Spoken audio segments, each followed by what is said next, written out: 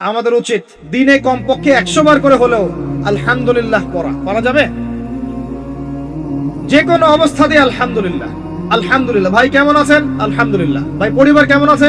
আলহামদুলিল্লাহ। ভাই চাকরি কেমন আছে, চলছে কেমন? আলহামদুলিল্লাহ। ব্যবসা কেমন? আলহামদুলিল্লাহ। এটা হচ্ছে সেই বান্দা নিদর্শন যার মনের মধ্যে আল্লাহর প্রতি ভক্তি শ্রদ্ধা আছে, যার মনের মধ্যে আল্লাহর নূর আছে। তার নিদর্শন হচ্ছে সে সব সময় শুকরিয়া আদায় করবে। একটা এক্সাম্পল দিচ্ছি, দেখেন ইব্রাহিম আলাইহিস সালাম ওই আর এই যে এইখানে মক্কায় তার একজন স্ত্রী হাজারা আলাইহিস সালাম, ওইখানে একজন স্ত্রী সারা আলাইহিস সালাম। মনে আছে ঘটনা? আচ্ছা, তিনি আসলেন বাসায়, দরজায় নক করছেন যে বাসায় কে আছে।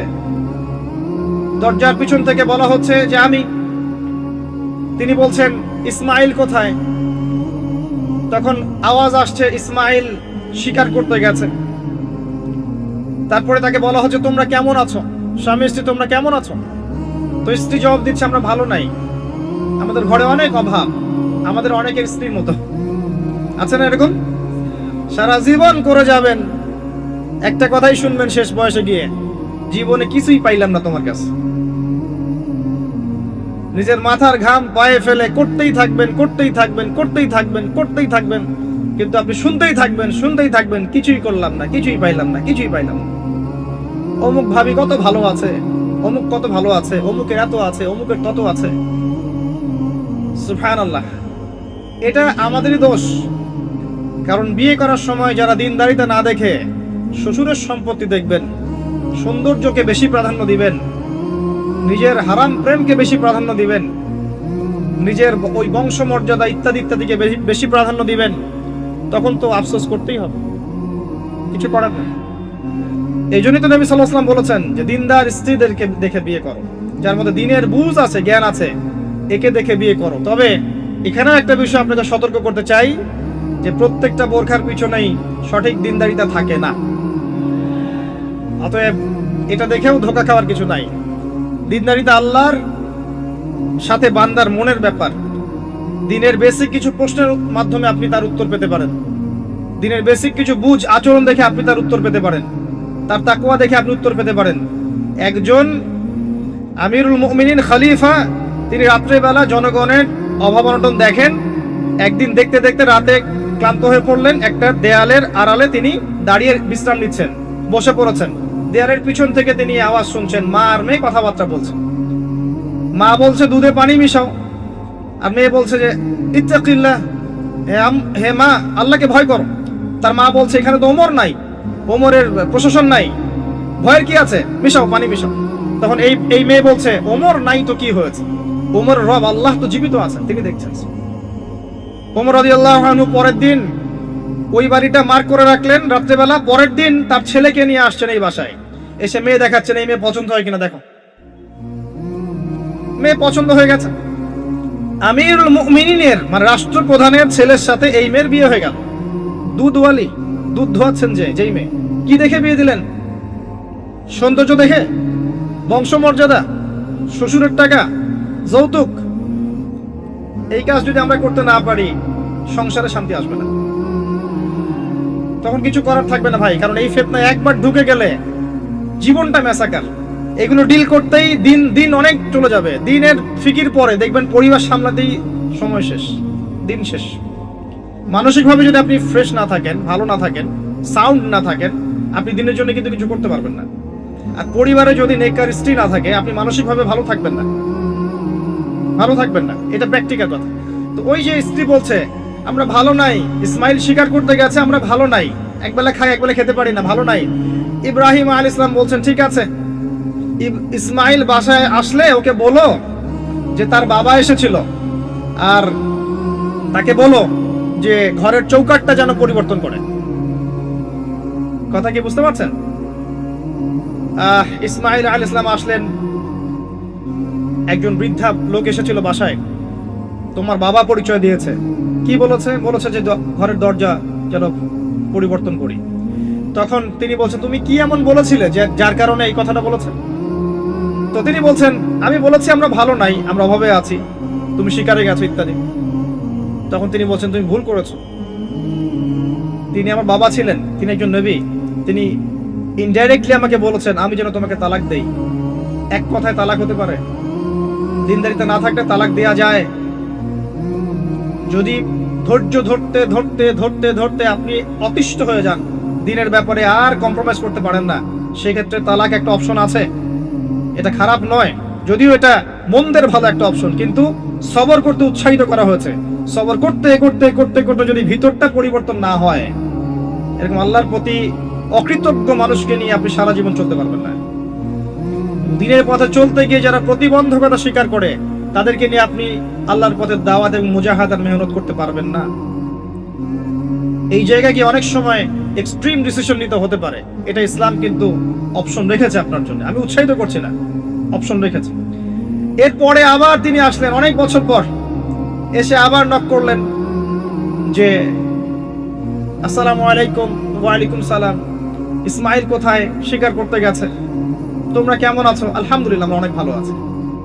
ঠিক আছে, ইসমাইল বাসায় আসলে তাকে বলো ঘরের চৌকাঠটা যেন যত্ন করে আদর করে মহব্বত করে রাখে। কথা বুঝতে পারছেন? এবার ইসমাইল আলাইহিস সালাম আসলেন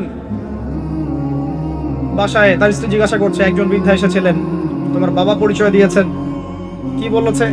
বলেছে আমি যেন ঘরের চৌকাঠটা তুমি যেন অটুট রাখো, বহাল রাখো। তুমি কি বলেছো? আমি বলেছি আমরা অনেক ভালো আছি। তখন তিনি বলছেন, আমার বাবা তোমাকে অনেক পছন্দ করেছেন এবং তোমাকে নিয়ে আমাকে সংসার করতে বলেছে। এই হলো অবস্থা। শুকরিয়া আদায় যারা করতে পারবে না, তাদেরকে নিয়ে চলা মুশকিল। লুকমান হাকিম, যাকে প্রজ্ঞা দেয়া হয়েছে, তাকেও আল্লাহ পাক আদেশ করছেন তুমি আল্লাহর শুকরিয়া আদায় করো। যে ব্যক্তি আল্লাহর শুকরিয়া আদায় করে, কৃতজ্ঞতা প্রকাশ করে, যে কোনো হালতেই বলতে পারে আল্লাহ আলহামদুলিল্লাহ আমি ভালো আছি।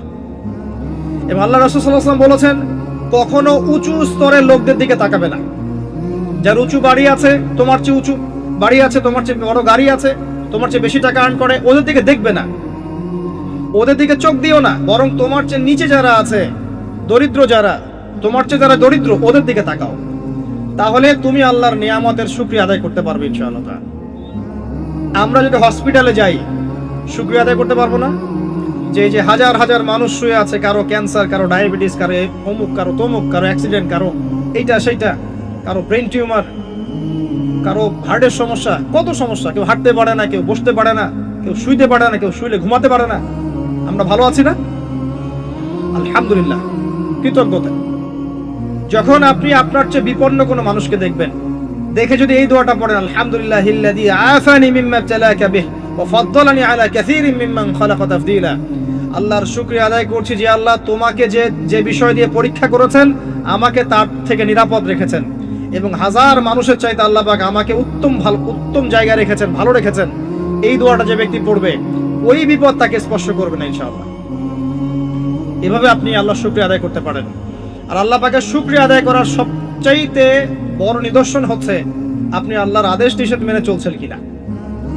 যে ব্যক্তি আল্লাহর আদেশ এবং নিষেধকে মেনে চলছে, এই ব্যক্তি প্রকৃতপক্ষে আল্লাহর শুকরিয়া আদায় করছে, তাই নয় কি?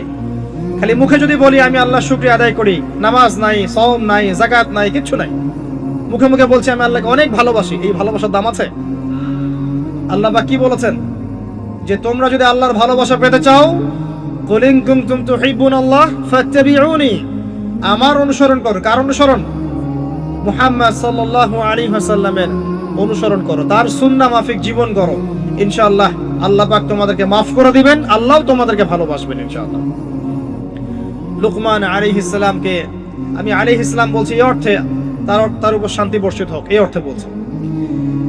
এরপর পরের আয়াতে লুকমান আলাইহিস সালাম, লুকমান হাকিম, তিনি বলছেন ওয়াইজ ক্বালা লুকমান লিবনিহি, তার সাথে তার সন্তানের একটা কনভারসেশন হচ্ছে। এটা ভালো করে শোনেন, তার সাথে তার সন্তানের একটা কনভারসেশন হচ্ছে। তিনি তার সন্তানকে কিছু নসিহত করছেন, ওয়াজ করছেন। যেই নসিহতগুলো আল্লাহ পাকের কাছে এত ভালো লেগেছে, আল্লাহ পাক কুরআনুল কারীমের মতো কিতাবে সেটাকে নিয়ে এসেছেন। কিয়ামত পর্যন্ত এটা থাকবে ইনশাআল্লাহ। কিয়ামত পর্যন্ত একজন বাবা একজন ছেলের এই কনভারসেশন থাকবে ইনশাআল্লাহ। আমরা তো মনে করি সন্তানকে মানুষ করবে তার মা, এখানে আমরা দেখছি সন্তানকে নসিহত করছেন তার বাবা। আমরা ইউসুফ আলাইহিস সালামের ক্ষেত্রেও সেটাই দেখেছি, যে সন্তানকে নসিহত করছেন তার বাবা। আমরা কোরআন ঘাটলে দেখি যে বাবা সন্তানকে নসিহত করেন, মা নসিহত কম করেন। জি, ইব্রাহিম আলাইহিস সালাম কথা বলছেন তার সন্তানের সাথে, ইউসুফ আলাইহিস সালামের সাথে তার বাবা কথা বলছেন, লুকমান আলাইহিস সালামের সাথে তার সন্তান কথোপকথন হচ্ছে। তাহলে কোরআন দেখাচ্ছে বাপ কা বেটা, বাপ যেমন সন্তান তেমন। বাপ হবে সন্তানের রিয়েল গার্ডিয়ান, মা তাকে মানুষ করবে, ইলম প্রজ্ঞা বাস্তবতা শেখাবে কে? বাবা। আর আমাদের বাবারা এখন মানি মেকিং মেশিন, তারা খালি টাকা আর্ন করার মেশিন। সকাল 10টায় বেরাবে, আবার রাত 10টায় আসবে। সন্তানের সাথে বাবার কোনো মিল মহব্বত নাই, দেখাশোনাই নাই। এটা ঠিক নয়। সন্তানকে মানুষ করতে হবে বাবাকে, তাকে প্যারেন্টিং শেখাতে হবে। আমাদের বাবাদেরকে প্যারেন্টিং শেখাতে হবে, মাদেরকেও শেখাতে হবে। আসেন আমরা এখান থেকে দেখব কিভাবে তিনি তার সন্তানকে নসিহত করছেন। এই নসিহত শুধু সন্তানের জন্য নয়, প্রত্যেকটা মানুষের জন্যই। আমরা এই নসিহতগুলোর মধ্য দিয়ে আমাদের লেকচারের ইতি টানবো ইনশাআল্লাহ তাআলা। আসুন। ওয়াইজ ক্বালা লুকমান লিবনিহি, যখন লুকমান হাকিম তার সন্তানকে বলেছিলেন, কি বলেছেন? ইয়া বুনাই, আদর করে বলছেন, হে আমার সন্তান, বাবা শোনো, লা তুশরিক বিল্লাহ। প্রথম নসিহত কি? আল্লাহর সাথে শিরিক করো না। লা তুশরিক বিল্লাহ, আল্লাহর সাথে শিরিক করো না। আমরা আমাদের সন্তানকে প্রথম কি শিখাই? Humpty Dumpty sat on a wall. আমরা শিখাই Jack and Jill went up the hill. আমরা শিখেছি জ্যাক একটা ছেলের নাম, জিল একটা মেয়ের নাম, ওয়েন্ট আপ দ্য হিল আপনাদের পাহাড়ে চলে গেল, বান্দরবনের পাহাড়ের কোনায় চলে গেল একটা ছেলে একটা মেয়ে। তারপর কোনায় গিয়ে কি করলো সেটা আপনারাই বোঝেন। তা আমরা ছোটবেলা থেকে বাচ্চাকে শিখাই Jack and Jill went up the hill. কি বুঝলেন? প্রত্যেকটা ক্ষেত্রে সমস্যা। আপনি শরিয়াতে কি শিখাচ্ছেন? আমটি আপনি খাবেন পেরে? কার গাছের আম আপনি পেরে খাবেন? যাত্রার গাছের আম আপনি পেরে খাইতে পারবেন? শুরুতে অজগর আসছে তেরে, সন্তানকে ভয় দেখ, অজগর তেরে আসছে। ওই বাচ্চা অজগরের কি বোঝে? শরিয়াতে অজগর আসছে তেরে, ভয়, আগে ভয় শেখানো হচ্ছে। শরিয়াতে অজগর আসছে তেরে, ভয়, আপনি ভয় পাচ্ছেন, বাচ্চা ভয় পাচ্ছে। রাত্রে ঘুমের স্বপ্ন দেখবে অজগর তেরে আসছে। হ্যাঁ, আপনি বাচ্চার সাথে যে কথোপকথনগুলো করবেন রাত্রে সেগুলো সে স্বপ্ন দেখতে পারে। শরিয়াতে আপনি শেখাচ্ছেন আমটি খাবো পরে, কার গাছের আম পেরে খাবেন? গাছ কি আপনার? যাত্রার গাছের আম পেরে খাবে সে? চুরি করা শিখলো সে। এই তো হচ্ছে এখানে শাব্দিকভাবে পরিবর্তন না আনতে পারলে, নৈতিকতা না ঢুকাতে পারলে সমস্যা তো। আর কালচার এভাবেই চলছে কেন? কেউ এগুলো মাথা ঘামায় না কেন? সুবহানাল্লাহ, বই পুস্তক এখন টোটালি চেঞ্জ হয়ে যায়, দিন দিন চেঞ্জ হচ্ছে। দেখবেন আগে আমরা অনেকগুলো নজরুলের কবিতা পড়তাম, কবিতা নাই, আস্তে আস্তে আস্তে আস্তে ভ্যানিশ।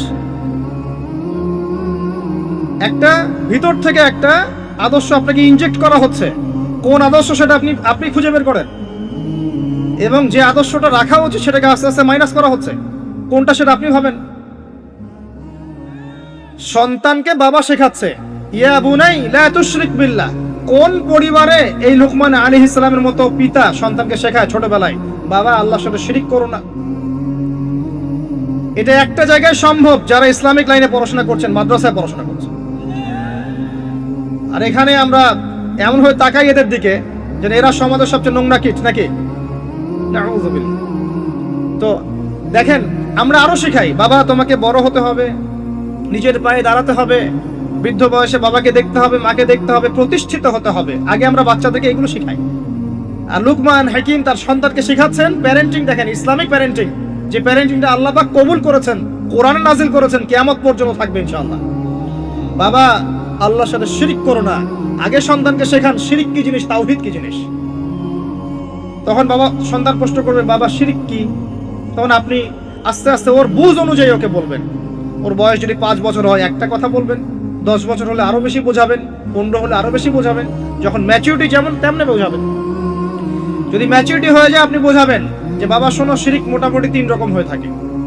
মানুষ কথায় শিরিক করে, কাজে শিরিক করে, এবং মানুষ বিশ্বাসে শিরিক করে। যেমন কেউ যদি মনে করে বাবা যে আল্লাহ বলতে কেউ নাই, তাহলে শিরক হবে। কেউ যদি মনে করে সৃষ্টিকর্তা আল্লাহ নয় অন্য কেউ, তাহলে শিরক হবে। কেউ যদি মনে করে আল্লাহর পাশাপাশি আরো সৃষ্টিকর্তা আছে, তাহলে শিরক হবে। সন্তান বুঝবে না, একটা স্কুলের বাচ্চা বুঝবে না, ক্লাস 9-10 এর বাচ্চা বুঝবে না, কলেজের বাচ্চা বুঝবে না, একদম ছোট বাচ্চা কিছুই বোঝে না, ওকে বোঝানো যায় না আল্লাহ তোমাকে সৃষ্টি করেছেন, আল্লাহ ছাড়া কেউ নাই সৃষ্টিকর্তা। আল্লাহ তোমাকে সৃষ্টি করেছেন হয়তো বুঝবে না, আল্লাহ তোমাকে বানিয়েছেন ও বুঝবে না। আল্লাহ তোমাকে বানিয়েছেন। এই দেখো বাবা, বাড়িটা আমরা বানিয়েছি, তোমার বাড়ি আমাদের বাড়ি আমরা বানিয়েছি। ও বুঝবে না? আল্লাহ তোমাকে বানিয়েছেন, তুমি মায়ের পেটে ছিলে, সেখান থেকে আল্লাহ তোমাকে দুনিয়ায় নিয়ে এসেছেন। বুঝবে না? বাচ্চাদের একটা ফিলোসফি থাকে, বাচ্চারা অনেক কিছু বোঝে, জানেন? বাচ্চারা অনেক কিছু বোঝে। একটা বাচ্চাকে আপনি বলেন প্যান্টটা খোলো, তো ও খুলবে না জীবনেও। একটা বাচ্চাকে বলেন এই তোমার প্যান্টটা খোলো, দেখি তুমি মুসলমানি করেছো কিনা। আমরা মজা করি না ছোটবেলায়, বাচ্চারা খুলতে চায় না, কারণ এই যে লজ্জাশীলতা আল্লাহ পাক দিয়ে তাকে পৃথিবীতে পাঠিয়েছেন।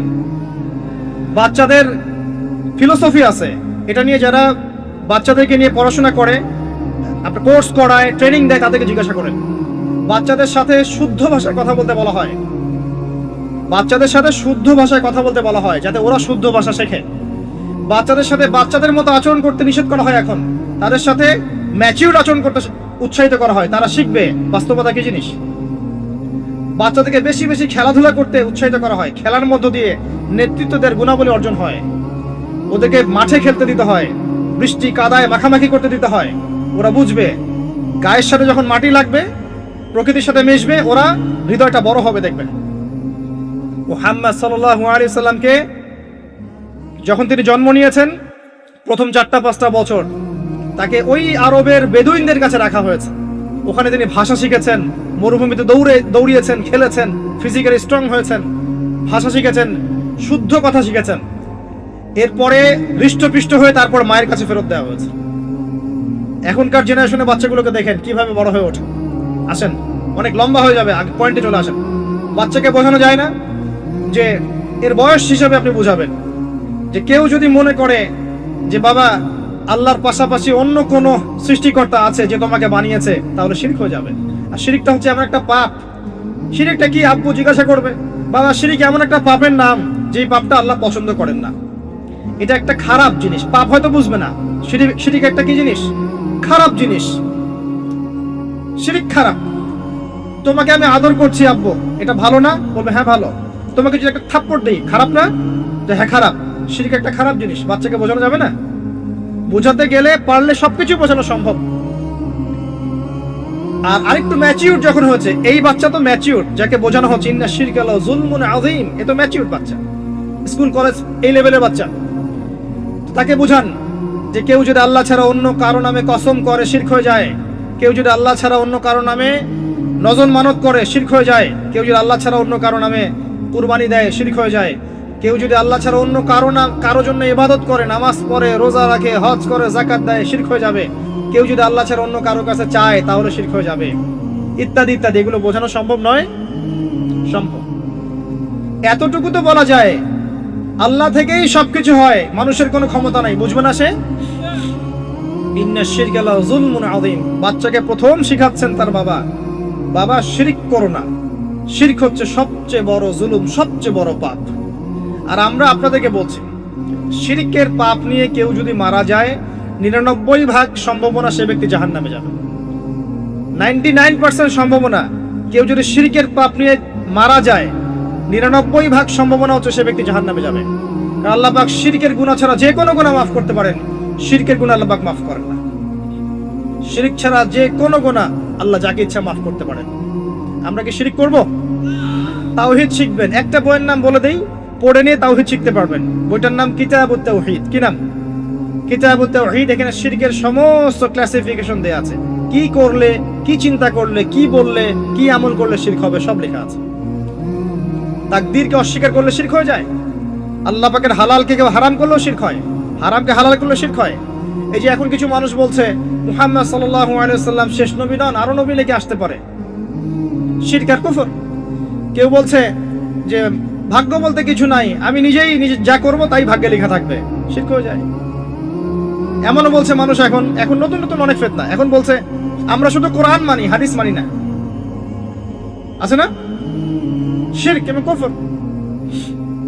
আসেন, এরপরে তার সন্তানকে তিনি কি বলছেন? আল্লাহ পাক এই কথাগুলো সবার জন্য নসিহত করছেন।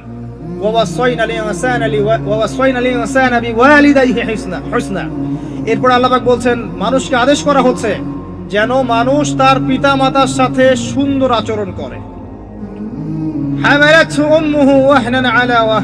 তার মা তাকে কষ্টের পর কষ্ট সহ্য করে গর্ভধারণ করেছে। ওয়াফিসালুহু ফি আমাইন, তাকে প্রসব করেছেন এবং 2 বছর দুধ পান করিয়েছেন। আনিশকুরলি, মানুষকে আদেশ করা হচ্ছে যেন মানুষ আমার শুকরিয়া আদায় করে, আল্লাহ পাক বলছেন। ওয়ালি ওয়ালিদাইক, এবং তার পিতামাতার শুকরিয়া আদায় করে। ওয়া ইলাইয়াল মাসির, আমার কাছেই ফিরে আসতে হবে। এই যে একটা আয়াতে কত শিক্ষা। সন্তানকে শেখানো হচ্ছে পিতামাতার সাথে ভালো আচরণ করো। সন্তানকে ছোটবেলা থেকে যদি শেখানো যায় যে পিতামাতা কি জিনিস, ওই সন্তানকে বড় হয়ে বৃদ্ধাশ্রমে বাবা মাকে পাঠাবে? ওই সন্তান পাঠাবে যাকে আপনি মানুষ করতে পারছেন না, সময় দিতে পারছেন না। আপনিও ব্যস্ত, আপনার স্ত্রীও ব্যস্ত, ফ্যামিলিস্ট রেভলিউশন, আপনিও ব্যস্ত, স্ত্রীও ব্যস্ত। বাচ্চা মানুষ হচ্ছে ওই যে ডে কেয়ার সেন্টারে কাজের বুয়ার কাছে। তো কাজের বুয়ার আদর্শই সে বড় হবে। আমি যেমন, আমি আমার শিক্ষাকে যদি সন্তানের মধ্যে দেই, আমার সন্তান আমার মতো হবে স্বাভাবিক। আমার শিক্ষা না পেয়ে যদি অন্য কারো শিক্ষা সে পায়, তাহলে তার মতো হতে পারে, এটাই স্বাভাবিক। আপনি আপনার জায়গা থেকে চেষ্টা করলেন, ভবিষ্যতে গিয়ে আমাদের অবর্তমানে সন্তান কোন পথে যাবে আমরা জানি না। জানি নূহ আলাইহিস সালামের সন্তান বিপদগামী হয় নাই? হয়েছে, এটা পরের ব্যাপার। আমরা তো আমার জায়গা থেকে চেষ্টা করব না? সন্তানকে শেখানো হচ্ছে পিতামাতার সাথে ভক্তি শ্রদ্ধা করে চলো, কারণ তোমার মা তোমাকে কষ্টের পর কষ্ট সহ্য করে জন্ম দিয়েছেন। মায়ের প্রসব বেদনার একটা মোমেন্ট, একটা সেকেন্ড আমরা শোধ করতে পারবো? মায়ের দুধের 1 ফোঁটা দুধের দাম শোধ করতে পারবো? আজকে সেই মাকে দেখেন বৃদ্ধাশ্রমে রেখে আসে, সেই মাকে দেখেন মার্ডার করছে সন্তান সম্পত্তির জন্য, করছে না? এগুলো কি নতুন কথা না? অহরহ হচ্ছে এগুলো এখন। এবং আপনি এখানে পিতা মাতারও দোষ এড়াতে পারেন না। যখন পিতা মাতা সন্তানকে ইসলামিক আদর্শে বড় না করে ওই অন্যান্য বস্তুবাদী আদর্শে বড় করেছে, তখন সন্তান বড় হয়ে এমন বিপদগামী হয়েছে। এখানে পিতা মাতারও দোষ আছে। আল্লাহ পাক আমাদেরকে বোঝার তৌফিক দান করুন। আল্লাহ পাক এর পরে আবারও বলছেন, আমার শুকরিয়া আদায় করো, তোমার পিতা মাতারও শুকরিয়া আদায় করো। মনে রেখো, আমার কাছেই তোমাদেরকে ফিরে আসতে হবে। একটা দোয়া আল্লাহ শিখিয়ে দিয়েছেন অন্য একটা সূরার মধ্যে, যে যখন তোমাদের পিতা মাতা বৃদ্ধ বয়সে চলে যাবে, তাদের সাথে এমন আচরণ করো যে উফ শব্দটা পর্যন্ত তাদেরকে বলো না। উফ শব্দটাও বলো না, বিরক্তি ভরে উফ শব্দটিও করো না। কোন সূরায় আছে? সূরা বনী ইসরাঈলের মধ্যে আছে। ওয়াকাদা রাব্বুকা আল্লা তা'বুদু ইল্লা ইয়াহ ওয়া বিল ওয়ালিদাইহি ইহসানা ওয়া ইম্মা ইয়াবলুগান্না 'ইনদাকা আল-কিবরা আহাদুহুমা আও কিলাহুমা ফালা তাকুল লাহুমা উফফিন ওয়া লা তানহারহুমা ওয়া কুল লাহুমা কাওলান কারীমা ওয়াহফিজ লাহুমা জানাহা আয-যুল্লি মিনার রাহমা। তাদের জন্য ভালোবাসার এই বাহু প্রশস্ত করে দাও। ওয়াকুর রাব্বিরহামহুমা কামা রাব্বায়ানি সগীরা। আমরা এই দোয়াগুলো করব পিতামাতার জন্য। আল্লাহ পাক তৌফিক দান করুন। যাদের পিতামাতা নাই তারা জানে মা কি জিনিস আর বাবা কি জিনিস। আরেকটা হাদিস বলি আপনাকে, অন্যদিকে যাচ্ছি। নবী সাল্লাল্লাহু আলাইহি ওয়াসাল্লাম বলেছেন 3 ব্যক্তির জন্য ধ্বংস, তার মধ্যে এক ব্যক্তি হচ্ছে সেই ব্যক্তি যে ব্যক্তি রমজান মাসকে পেয়েছে, নিজের আমল করে গুনাহ মাফ করাতে পারে নাই। 2 নম্বর সেই ব্যক্তি যে ব্যক্তি বৃদ্ধ পিতামাতাকে পেয়েছে, দুজনের একজনকে পেয়েছে বা দুজনকে পেয়েছে, তাদের খেদমত করে জান্নাত লাভ করতে পারে নাই। আর 3 নম্বর সেই ব্যক্তি যার সামনে নবীর নাম উচ্চারণ করা হয়, নাম শুনে সে দরুদ পড়ে না, সাল্লাল্লাহু আলাইহি ওয়াসাল্লাম বলে না। এখানে আছে পিতামাতাকে পেয়েছেন, তাদের খেদমত করে জান্নাত লাভ করতে পারছি না, আমার জন্য ধ্বংস। বলুন নাউযুবিল্লাহ।